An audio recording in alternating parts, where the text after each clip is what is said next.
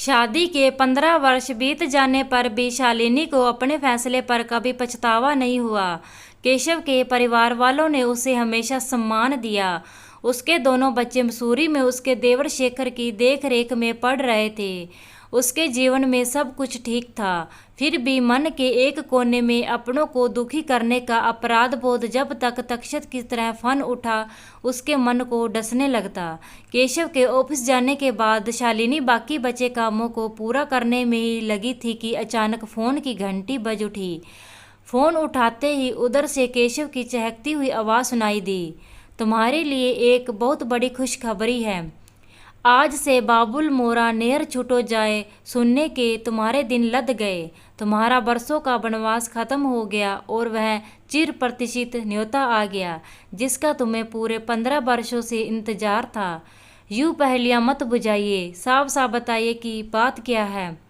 तुम्हारे हिटलर विष्णु भैया, जिन्होंने कसम खाई थी कि न कभी तुम्हारी शक्ल देखेंगे और न अपने घर की दहरी लांघने देंगे, आज तो उन्होंने अपनी बेटी अनन्या की शादी में आने के लिए कार्ड और उसके साथ तुम्हें मनाने के लिए एक पत्र भी भेजा है। शायद उन्हें फ्लैट का पता मालूम नहीं था, इसलिए मेरे ऑफिस के पते पर यह पत्र आया है। केशव की बातें सुन हतप्रभ शालिनी के आश्चर्य की सीमा न रही। स्त्री के लिए उसका मायका उसके जीवन का एक ऐसा हिस्सा होता है जिसे वह कभी भुला नहीं पाती। आज मायके से संदेशा पा उसका मन चंचल पक्षी बन अतीत की गलियों में विचरने लगा। उसके पापा आशुतोष माथुर की गिनती शहर के जाने माने वकीलों में होती थी। माँ एक सीधी सादी घरेलू महिला थी। भाई बहनों में सबसे बड़े थे विष्णु भैया, उसके बाद शैल दी, फिर सोनाक्षी दी और सबसे छोटी वह खुद थी। चारों भाई बहनों के बीच अटूट प्यार था, लेकिन अनुशासन प्रिय विष्णु भैया से 3 बहनें जितना प्यार करती थी उतना ही डरती भी थी। फिर भी आड़े वक्त पर हमेशा विष्णु भैया ही काम आते, चाहे पापा के कोप से बचना हो या फिर अपनी पसंद की कोई चीज़ लेनी हो। तीनों बहनें माँ की जगह भैया के पास ही भागी चली जाती थी। इसी तरह अपना सुख दुख आक्रोश और आवेग बांटते दिन गुजरते रहे और वे सब भी बचपन लांघकर जवानी की दहरी पर आ खड़े हुए। पापा ने शैल दी की शादी तय कर दी। साधारण कटकाठी और शक्ल सूरत वाले अरविंद जीजा जी रांची विश्वविद्यालय में फिजिक्स पढ़ाते थे। रांची में उनका हवेलीनुमा मकान और पद प्रतिष्ठा को देख पापा ने झट से उनके साथ शैल दी की शादी तय कर दी थी। लेकिन शादी के बाद जब भी शैल दी ससुराल से आती, उनकी बड़ी बड़ी आंखों में एक अजीब सी उदासी और मायूसी नजर आती, जिसे वे बेवजह ही हंसी में छुपाती रहती। इसी दौरान एक ट्रेनिंग के सिलसिले में शालिनी को रांची जाना पड़ा। यह सोचकर वह बेहद खुश थी कि शैल दी के साथ ढेर सारी बातें और मस्ती करने का मौका मिलेगा, लेकिन वहां पहुंचकर उसका सारा उत्साह ठंडा पड़ गया। उसे अब जाकर एहसास हुआ था कि शैल दी के चेहरे की रौनक और आंखों की चंचलता क्यों गायब हो गई। अरविंद जीजा जी जैसा नीरस और क्रोधी व्यक्ति उसके पहले कभी नहीं देखा था। हर समय शैल दी उस चिड़चिड़े आदमी के इशारों पर नाचती रहती, फिर भी उन्हें पत्नी में कोई गुण ही नजर नहीं आता, बस कमियां ही कमियां निकालते रहते। लेकिन शैल दी की सहन शक्ति का कोई जवाब नहीं था, जो चुपचाप सब सुनती रहती। जिस दिन उसे पटना लौटना था, शैल दी उसे बार बार समझाती रही कि मम्मी पापा को कुछ मत बोलना। उनकी बातें सुनकर मैं झुंझला पड़ी थी। दी, आपने तो आज्ञाकारी बेटी बनने की हद पार कर दी। आपका यूं घुट घुट कर जीना मेरी आत्मा को कम छलनी नहीं करता है। कितना अच्छा होता अगर आप राहुल के लिए अपने हृदय के द्वार खोल देती। चौंकिए मत, क्या मैं नहीं जानती थी कि आपकी सहेली हेमा का देवर राहुल आप पर जान छिड़कता था। आप भी उसे कम प्यार नहीं करती थी, फिर भी उसे अपने आसपास भी भटकने नहीं दिया। क्या दोष था राहुल का? यही कि वह हमारी जाति का नहीं था। पर आपको इस बात की ज़्यादा चिंता थी कि मम्मी पापा की इज्जत पर कोई आंच न आए। मैं तो कहती हूँ अगर आप राहुल के साथ भाग जाती तो कौन सा आसमान टूट पड़ता। कम से कम आप तो चैन से रहती। शैल दी ने बढ़कर झट से अपना हाथ उसके मुंह पर रख दिया था। पर उनकी आंखें भर आई थी। टूटे सपनों का दर्द जैसे उनकी आंखों से पिघल रहा हो। हमेशा से महत्वाकांक्षी रही सोनाक्षी दी की शादी पापा ने काफी ऊंचे खानदान में की थी। प्रतीक जीजा जी शहर के बड़े बिजनेसमैन थे और इकलौती संतान थे। इस रिश्ते से सभी लोग बेहद खुश थे। सोनाक्षी दी की सास कलावती भी सुंदर, संस्कारी और पढ़ी लिखी बहू पाकर निहाल थी। लेकिन सोनाक्षी दी ने जब एक के बाद एक दो बेटियों को जन्म दिया तो उनकी सासू माँ का रवैया ही बदल गया, क्योंकि वंश चलाने के लिए उन्हें बेटा चाहिए था। फिर शुरू हुआ एक के बाद एक गर्भपात का सिलसिला।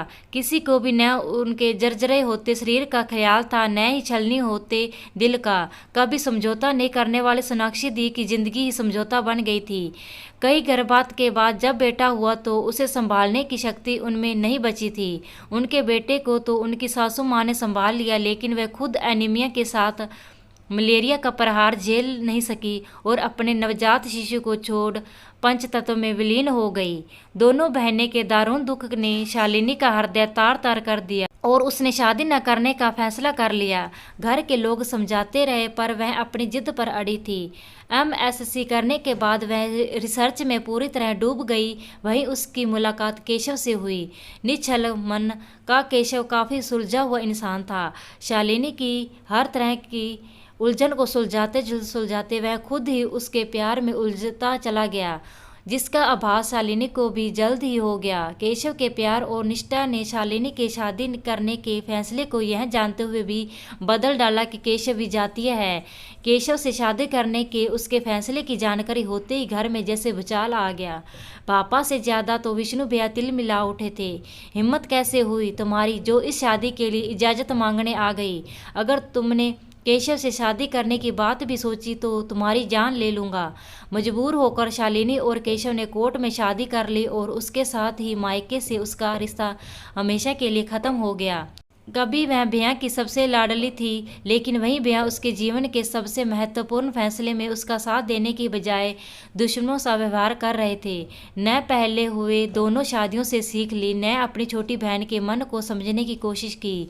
पूरे परिवार में एक माँ ही थी जो सिर्फ इतना जानकर कि उसकी बेटी सुखी दाम्पत्य जीवन जी रही है, इस शादी से पूरी तरह संतुष्ट थी। शादी के 15 वर्ष बीत जाने पर भी शालिनी को अपने फैसले पर कभी पछतावा नहीं हुआ।